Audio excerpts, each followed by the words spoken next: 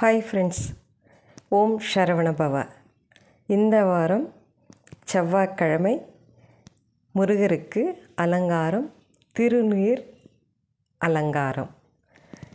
அவ்வளவும் நல்லா அழகாக பன்னீரில் கலக்கிட்டு அப்ளை பண்ணும்போது மணமாக அவ்வளோ அழகாக இருக்கிறாரு பாருங்கள் முருகப்பெருமான். நம்ம பார்க்கும்போதே அவ்வளோ மனசுக்கு சந்தோஷத்தோடு இருக்குது.